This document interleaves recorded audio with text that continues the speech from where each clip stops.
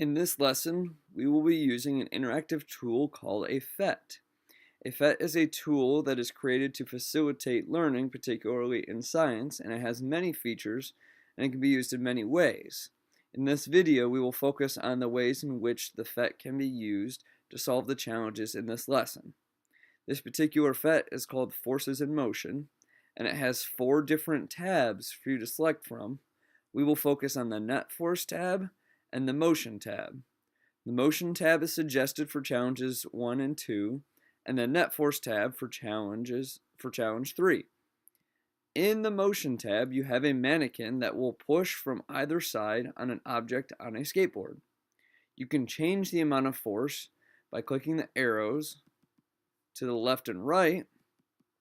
You can also choose to change the force by a greater value by clicking the double arrows. And you can click and drag this bar at the bottom to change your net force by a more dramatic amount more quickly. Notice that even when the applied force is 0, that does not mean this object stops moving.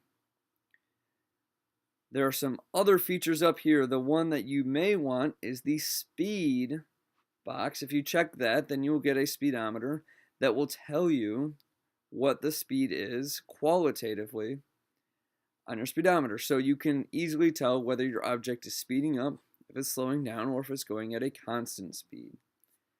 Also, you may notice that there's a reset button right here that returns everything back to where it started. The other tab that you will use for challenge 3 is the Net Force tab. This tab is set up like a tug of war. You have a blue team and you have a red team. Again, by dragging the mannequins onto your ropes, you are applying forces to a tug of war. So if you press go, the mannequins will start to pull, and you'll notice that each of the mannequin size represents the amount of force. So a larger mannequin can have a larger amount of force, and when you click go, that mannequin will start pulling the object in that direction. You can pause it and change what mannequins you have on and start it again. Eventually, when the object gets too far from center, it will choose the team that it was pulled towards as a winner. And you can return your objects to the center or reset everything using those buttons respectively.